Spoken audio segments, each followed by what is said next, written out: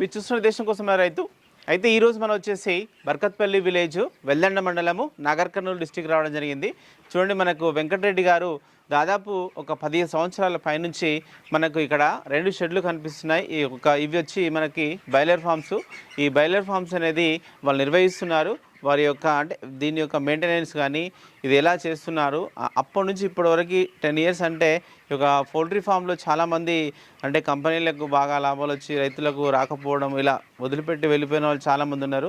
కానీ వారు మాత్రం ఒక 10 సంవత్సరాల నుంచి ఇదే కంటిన్యూ చేస్తున్నారు. మరి వారి యొక్క నిర్వహణ గురించి మనం ఈ వీడియోలో తెలుసుకునేటువంటి ప్రయత్నం చేద్దాం. ఓకే, నమస్తే. నమస్కారం. ఒకసారి మీ గురించి చెప్పండి, పేరు ఊరి. నమస్కారం అండి, నా పేరు వెంకటరెడ్డి. మా విలేజ్ వచ్చి బర్కత్పల్లి, మండల్ వచ్చి వెల్దండ. చాలు. ఓకే, పౌల్ట్రీ ఫామ్లోకి ఎప్పుడు వచ్చారు మీరు అసలు? నేను 2015లో వచ్చిన సార్. 2015లో వచ్చారు. ఓకే, అంటే అక్కడి నుంచి అంటే అంతకంటే ముందు మీరు ఏం చేస్తుండేవారు మరి? నేను బిల్డింగ్ వర్క్ చేసేది. బిల్డింగ్ వర్క్ చేసేవారు. ఓకే, సరే. అంటే మీరు వేసుకున్నప్పుడు సార్ ఈ 2 సెట్లు వేసుకున్నారా? లేదు సార్, ఫస్ట్ ఒకటి వేసుకున్నాము. ఫస్ట్ బ్యాచ్నే మాకు మంచిగా అనిపించింది. Okay okay. ఫస్ట్ బ్యాచ్లో అప్పట్లో మాకు 1,05,000 వచ్చింది. సర్లే, ఇదేదో బాగుంది, ఇంకొక షెడ్ కూడా స్టార్ట్ చేసుకుందాం అనే ఉద్దేశంతో దీన్ని మళ్ళీ స్టార్ట్ చేసాం. ఓకే, సరే. ఒక్కసారి మీ షెడ్ గురించి చెప్పండి. ఎంత లెంత్ ఉంటుంది, పొడవు ఎంత ఉంటుంది? పొడుగు వచ్చేసి 350, 350, అడ్డం వచ్చేసి 29. సరే, ఇంత విస్తీర్ణంలో మనకు ఎన్ని కోళ్ళు ఇస్తుంటారు? ఒక్క ఫీట్కి వచ్చేసి ఒక కోడి ఇస్తారు సార్ వాళ్ళు. మనకి ఇది 10,500 ఉంది. 500 స్క్వేర్ ఫీట్ అనేది దాని వేసుకోవడానికి గాడీలు అనేసి వదిలేస్తాము. 10,000 స్క్వేర్ ఫీట్ కాబట్టి 10,000 పిల్లలు ఇస్తారు. 10,000 పిల్లలు ఇస్తారు. సరే, ఈ 10,000 పిల్లలకు సరిపోయడానికి ఎన్ని ఫీడర్స్, ఎన్ని డ్రింకర్స్ ఉంటాయి దీంట్లో? సార్, ఇప్పుడు వచ్చేసి మనకు 180 ఫీడర్స్ పడతాయి, 180 డ్రింకర్స్ పడతాయి. ఒక బాడ్ వచ్చేసి 50 కోళ్ళకు.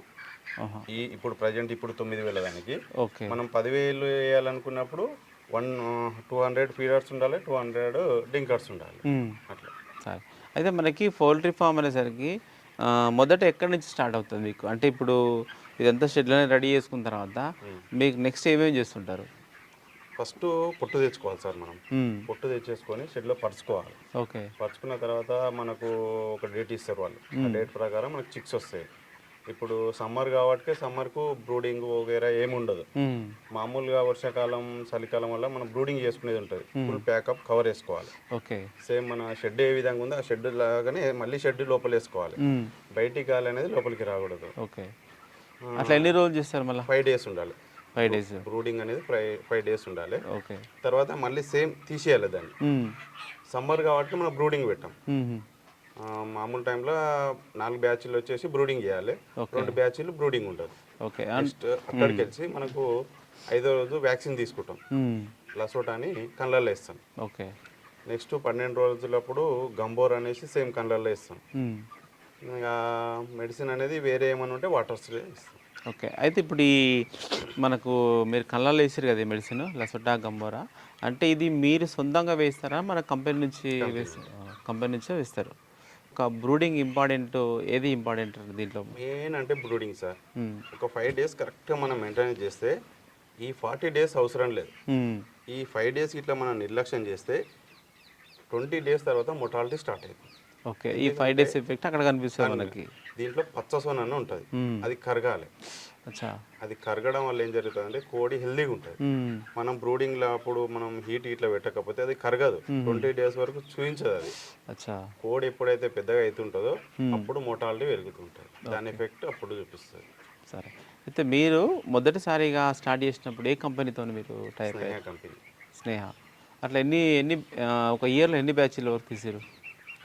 ఫస్ట్ ఇయర్లో 6 తీసినాం సార్. ఫస్ట్ ఇయర్లో మాకు ఉత్సాహం ఎక్కువ ఉన్నది.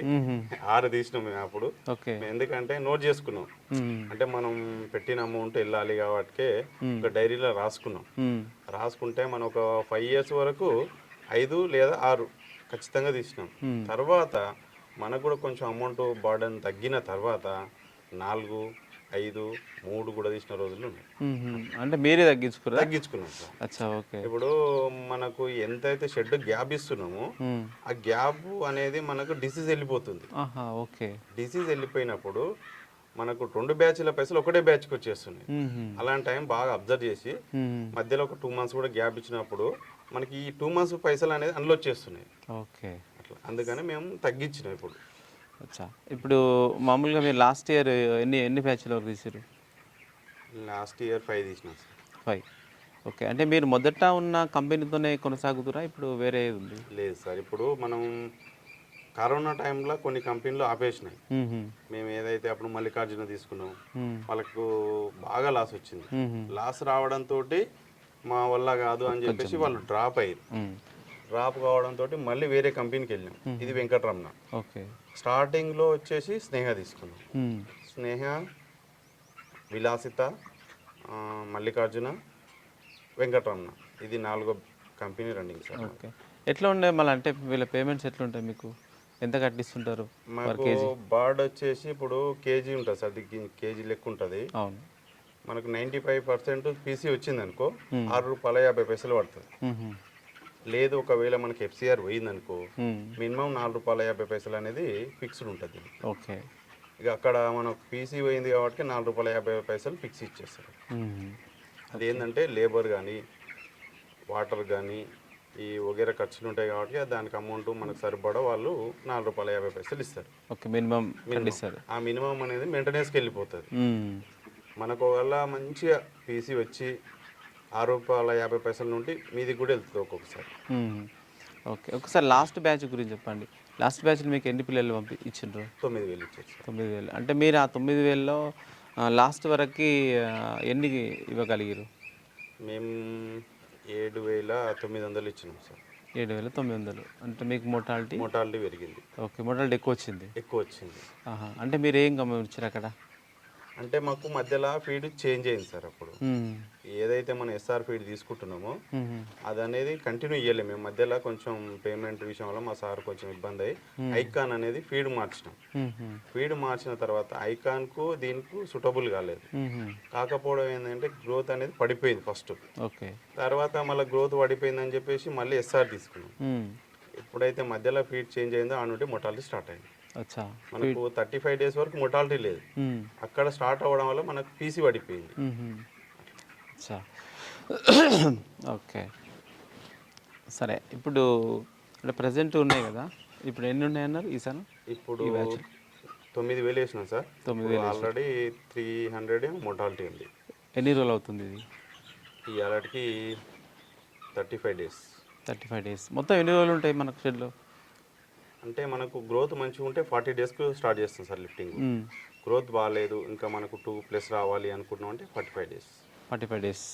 ఓకే. అంటే 45 డేస్కు వచ్చేసరికి కంప్లీట్గా లిఫ్టింగ్ చేస్తారా? ఒకవేళ ఎప్పుడైనా ఆగుతుంటాయా? అంటే ఇప్పుడు మనకు అవతల బర్డ్స్ ఎక్కువ ఉన్నాయి అనుకో ఆ సిచ్యువేషన్లో కూడా ఆగుతుంది. ఎందుకంటే ఏ విధంగా సీరియల్ మనకు చిక్స్ ఇచ్చుకుంటూ వచ్చారో ఆ విధంగా లిఫ్టింగ్ చేస్తారు. మార్కెట్లో ఒకవేళ సేల్ లేదనుకో మనకన్నా ముందు వచ్చిన వాళ్ళ బర్డ్స్ ఉన్నాయనుకో కంపల్సరీ ఆపుతారు అప్పుడు. ఓకే. అంటే 45 తర్వాత ఈ ఫీడ్ కన్జంప్షన్ అనేది ఎక్కువ అవుతుంది అని అంటారు కదా? అవుతుంది సార్. అది మళ్ళీ అప్పుడు ఎట్లా చేస్తారు? ఇంకా అప్పుడు మనం చేసేది ఏముండదు సార్. ఇప్పుడు మనది అప్పుడు లక్ అనుకోవాలి. ఒకటి మార్కెట్ని ఆధారపడి ఉంటుంది. మార్కెట్లో చికెన్ సేల్ అయింది అనుకో వాళ్ళు ఒక బేస్ చేసుకునే ఇస్తారు. 40 డేస్కు ఇన్ని ఫార్మ్స్ మనకు డైలీ ఇంత ఉంటుంది అనేసి. మార్కెట్ లేదనుకో కంపల్సరీ బర్డ్స్ అయిపోతాయి. ఆ టైంలో మనం కాదు, కంపెనీ వాళ్ళు కూడా ఏం చేయలేదు. అయితే లాస్ట్ అంటే మనకు బాగా రేట్లు ఉన్నట్టు చికెన్కి మీరు ఈ మధ్యన తీసిన బ్యాచ్కి తగిలిందా మీకు అట్లా ఏమన్నా? తగలలేదు సార్. అంటే మాకు రేట్ ఇన్సెంట్ వచ్చింది. రేట్ ఉండడం వల్ల కొంచెం రేట్ ఇన్సెంట్ వచ్చింది కాబట్టి అదొక ₹2 మనకి యాడ్ అవుతుంది. ఓకే. కాకపోతే మనకు మొటాలిటీ పెరిగినందుకు ఎఫ్సిఆర్ పోయింది. అంటే ఈ రేట్ ఇన్సెంటివ్ అనేది ఎప్పుడు ఇస్తారు? ఎంత రేట్లో ఇస్తారు? మనకు 95 పీసీ ఉంటుంది సార్. ప్లస్ ఇది మనకు బేస్ చేసుకొని ఉంటుంది. రేట్ ఇన్సెంట్ వచ్చి ₹115 ఉంటే స్టార్ట్ అవుతుంది. 115 కన్నా ఎక్కువ ఉంది అనుకో, ఇప్పుడు మనకు 140 ఉంది అంటే ఇప్పుడు ఒక ₹2 బర్డ్ మీద వస్తుంది, కేజీ మీద వస్తుంది. ఓకే. సరే. అయితే మామూలుగా మీరు అంటే ఈ యొక్క ఫామ్ను మెయింటైన్ చేయడం అనేది మీరు ఎంతమంది చేస్తుంటారు? ఏమేమి వర్క్ ఉంటుంది అసలు దీంట్లో? ఎప్పుడు వస్తారు? ఏమేమి చేస్తుంటారు మీరు? వర్క్ అంటే ఇది ఉదయం 6 గంటలకు రావాలి సార్. ఇక్కడికి ఉదయం 6 గంటలకు వచ్చి పొట్టు దున్నుకోవాలి. మెయిన్ మనం 5 గంటలకే రావాలి, కానీ వర్కర్స్ లేకపోవడం వల్ల కానీ 6 గంటల లోపు పొట్టు దున్నేసుకోవాలి. ఓకే. 7 గంటల వరకు ఫీడ్ వేసుకోవాలి. 8 గంటల వరకు డ్రింకర్లు కడుక్కోవాలి. 9 గంటల వరకు ఇంటికి వెళ్ళిపోవాలి. దానికి ఆ టైంలో డిస్టర్బ్ చేయొద్దు. మనం ఎట్లయితే కోళ్ళని డిస్టర్బ్ ఎక్కువ చేస్తుంటామో అవి ఉరుకుతాయి. చిన్న ఫీడ్ కూడా దానికి ఏమైతుందంటే అరిగిపోతుంది, మనకు గ్రోత్ పడిపోతుంది. ఏమైనా అని మనం రావాలి, చూసుకోవాలి. ఆ టైంలో ఒక్కరు ఇట్లా లైట్గా డిస్టర్బ్ చేసుకోవాలి. కానీ మనం ఫీడ్ చేస్తుంటే ఏమైతే కోళ్ళు ఉరుకుతుంటాయి. అట్లా వెయిట్ లాస్ ఒకటి, చిన్న బర్డ్ ఏమైనా కూర్చుంటే దాన్ని తొక్కేస్తుంటే అది మొటాలిటీ అయిపోతుంది. కాబట్టి మనం 9 లోపు మొత్తం షెడ్కు లాక్ వేసుకొని ఇంటికి వెళ్ళిపోవాలి. అట్లయితే మనకి ఎఫ్సిఆర్ నిలబడుతుంది. ప్లస్ 1 అవర్కి ఒకసారి ఒక్కరు జస్ట్ రావాలి, ఒక రౌండ్ వేస్తే కోళ్ళు లైట్గా డిస్టర్బ్ అవుతాయి, వాటర్ తీసుకుంటాయి, ఫీడ్ తీసుకుంటాయి. కొంతమంది ఏం చేస్తారంటే 9 గంటలకు తినేసి వచ్చి స్టార్ట్ చేస్తారు. ఆ టైంలో ఏం చేస్తారంటే బర్డ్ ఇక్కడ నుండి అక్కడ ఉరికేటాలకే తినదంతా అరిగిపోతుంది. అట్లా కొంచెం లాస్ ఎక్కువ ఉంటుంది. మీరు ఎంతమంది మెయింటైన్ చేస్తారు? మళ్ళీ ఒక షెడ్కి వచ్చేసి 2 పడతారు సార్. పొద్దున సాయంత్రం 2 చూసుకుంటారు. 2 అయితే కంపల్సరీ ఒక షెడ్కు ఖచ్చితంగా ఉండాల్సిందే. అవును. మీరేనా ఇంకా ఎవరైనా లేబర్స్ ఉంటారా? ఇక లేబర్ మీద ఇప్పుడు మేము ఆధారపడతలేము సార్, ఎందుకంటే మేము తక్కువ బ్యాచ్లు వేసుకుంటున్నాం. ఇప్పుడు 6 బ్యాచ్లు 5 బ్యాచ్లు వేసుకుంటే వాళ్ళు ఖచ్చితంగా లేబర్ని పెట్టుకోవాలి. అవును, ఎందుకంటే వాళ్ళు షెడ్కి గ్యాప్ ఇయ్యరు. మేమేం చేస్తున్నాం అంటే ఓన్గా మేము సందర్భాన్ని బట్టి కూలి వాళ్ళని తెచ్చుకుంటున్నాం, చేసుకుంటున్నాం. కాబట్టి మేము ఓన్గా చేసుకుంటున్నాం, మాకు లేబర్ అవసరం లేదు. మేము సంవత్సరానికి 4 బ్యాచ్లు వేసుకుంటాం. ఇప్పుడు రేట్ ఉంది, ఇప్పుడు వేసే సిచ్యువేషన్ కాదు, కానీ రేట్ ఉంది కదా, తగులు వచ్చి ₹2 అన్న ఉద్దేశంతో ఇప్పుడు వేసినాం. లేదంటే 1 మంత్ కంపల్సరీ గ్యాప్ ఇస్తాం. అయితే దీంట్లో మనకు అదనంగా అంటే ఇప్పుడు కంపెనీ ఇచ్చేటువంటి వెయిట్ కానీ రేట్ ఇన్సెంటివ్ కానీ అవి కాకుండా మనకి ఇంకేమన్నా అంటే ఇప్పుడు కొంతమంది చెప్తుంటారు ఈ పొట్టు సేల్ చేసుకోవచ్చు, తర్వాత మనకి ఫీడ్ బ్యాగ్స్ సేల్ చేసుకోవచ్చు, అట్లా ఏమన్నా మీ మెయింటెనెన్స్ ఛార్జెస్కి ఏమన్నా వస్తాయా? ఇవి రాదు సార్, ఇది ఎరువు అమ్మితే పొట్టు వస్తుంది, దీనికి వెళ్ళిపోతుంది. అచ్చా, ఓకే. ఇది అమ్ముకుంటే మనకు నెక్స్ట్ పొట్టు వస్తుంది. జస్ట్ దానికి ఈక్వల్ అవుతుంటుంది తప్ప ఓసారి ఇంకా తగ్గుతుంది. ఎందుకంటే వర్షాకాలం వల్ల రైతులు ఆల్రెడీ పంట పెడతారు కాబట్టి తీసుకోరు. అప్పుడు ₹2 తక్కువ ఇస్తే వాళ్ళు కూడా తీసుకుంటారు. అక్కడ సర్లే మనం ఇది స్టాక్ పోసుకొని ఏం చేస్తాం అన్నప్పుడు అప్పుడు ఒక ₹1000 2,000 మీద పడుతుంది. సమ్మర్ కదా, ఇప్పుడు ఎక్కువ వస్తుంది 2,000. అవునవును, మనం పెట్టిన దానికంటే 2,000 ఎక్కువ వస్తుంది, దానికి ఈక్వల్ అవుతుంది. దానికి ఏం మిగిలదు. సంచులు అంటున్నారా, కరెంటు బిల్లు ఉంటుంది, కరెంటు బిల్లుకు ఈ సంచులకు సరిపోతుంది. మనకు సంచులు అమ్మితే ఒక 20,000 దాకా వస్తాయి. సంచులు అమ్మితే 20,000 వస్తాయి, ఓసారి 30,000 బిల్లు వస్తాయి, ఒకసారి 10,000 బిల్లు వస్తాయి. కాబట్టి దానికి కూడా ఈక్వల్, ఎలాంటి బయట ఇన్కమ్ అనేది ఉండదు ఇంట్లో. ఓకే. సరే, ఇప్పుడు ప్రజెంట్ సమ్మర్ నడుస్తుంది కదా, అంటే ఈ వేడిని తట్టుకోవడానికి మళ్ళీ మీరు ఏమైనా ఏర్పాటు చేస్తారా? ఫ్యాన్స్ కానీ లేకపోతే ఏమేమి ఉంటాయి? Fans compulsory. ఇప్పుడు 9 అయిందంటే స్టార్ట్ చేస్తాం, పైన వాటర్ పెడతాం. ఈ ఫాగర్స్ ఉన్నాయా? ఫాగర్స్ ఇప్పుడు మీరు చూసి పచ్చి ఉంది కదా, ఇదంతా ఇప్పుడు 9కి స్టార్ట్ చేస్తే సాయంత్రం 5 వరకు కంటిన్యూ నడుస్తుంది. లేదంటే ఇట్లా ఉండదు కోళ్ళు. 25 రోజులు అంటే మామూలుగా ½ kg కూడా పెరగదు. ఇట్లా ఇటుంటే కోళ్ళు వెయిట్ కూడా రాదు. ఓకే. ఇప్పుడు మన ఉదయం నుండి సాయంత్రం చల్లగా, అంటే ఇప్పుడు మన చలికాలం వల్ల వానకాలంలో ఏ విధంగా ఉంటుందో ఆ విధంగా చూసుకుంది కాబట్టి 25కి ఇప్పుడు ఆల్రెడీ కేజీ ప్లస్ ఉంటుంది. అవును, అట్లా. సరే, ఇంకొక 15 days వరకు మనకు లిఫ్టింగ్ స్టార్ట్ అవుతుంది. ఓకే. అయితే లాస్ట్గా ఈ లిఫ్టింగ్ మీరు అడగాలనా? నాకు వేరే రైతులు చెప్పారు, మనం పదే వాళ్ళను అడుగుతుంటేనే లిఫ్ట్ చేస్తారని చెప్తుంటారు. అంటే కొన్ని కంపెనీలు ఎట్లా ఉంటాయి సార్ అంటే సీరియల్ ప్రకారం వెళ్తారు. ఇప్పుడు మన దాంట్లో డిసీజ్ ఉంది, అలాంటి టైంలో ఏం చేస్తాం, మనం వాళ్ళని రిక్వెస్ట్ చేస్తాం, మన దాంట్లో డిసీజ్ ఉంది, మొటాలిటీ ఎక్కువ ఉంది కాబట్టి తీస్తే నాకు ₹2 వస్తాయని వాళ్ళని అడుగుతాం.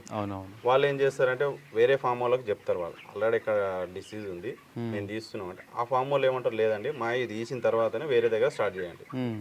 అలాంటి కంపెనీలు కొన్ని ఉంటాయి. కొన్ని కంపెనీలు ఏంటంటే రైతు దగ్గరికి రారు, వాళ్ళు అడగరు, చేయరు, ఏం చేయరు. ప్రాబ్లం ఉందంటే పెడతారు, లిఫ్టింగ్ పెడతారు. ప్రాబ్లం లేదు అంటే వాళ్ళు సీరియల్ ప్రకారం రావాలి. వీళ్ళు రైతు ఏం చేస్తారంటే వాళ్ళని ఒకటే రిక్వెస్ట్ చేస్తుంటాడు, అవును మాది లిఫ్టింగ్ చేయండి అంటే వీళ్ళు ఏం చేయలేరు. పైన మార్కెటింగ్ అని ఒక ఆయన ఉంటాడు, ఆయన నిర్ణయం తీసుకుంటాడు. మనకు వచ్చేది లైన్ సూపర్వైజర్. వీళ్ళ మైండ్ సెట్ ఏముంటుందంటే నేను అడుగుతున్నా కానీ తీస్తలేడు అంటాడు. దీని ప్రాసెస్ ఏంటంటే మార్కెట్ ఆయన దగ్గర ఉంటుంది కాబట్టి ఆయన ఏంటంటే ఒక సీరియల్ మీద పోతుంటాడు. అది పోవడమే కరెక్ట్ సార్, ఎందుకంటే ఒక్కొక్కసారి మనకు కూడా ఆ ప్రాబ్లం వస్తుంది. అలాంటి టైంలో మనం ఏం చేయలేము. సీరియల్ పోవడం వల్ల ప్లస్ పాయింట్ మనకే. రెండోది డిసీజ్ ఉన్నప్పుడు వాళ్ళు ఆటోమేటిక్గా తీస్తారు, వాళ్ళకి తెలుసు. ఎందుకంటే మనకు ఒక బర్డ్ చచ్చిపోతే ₹15 నష్టం వస్తే వాళ్ళకి ₹200 వరకు నష్టం వస్తుంది.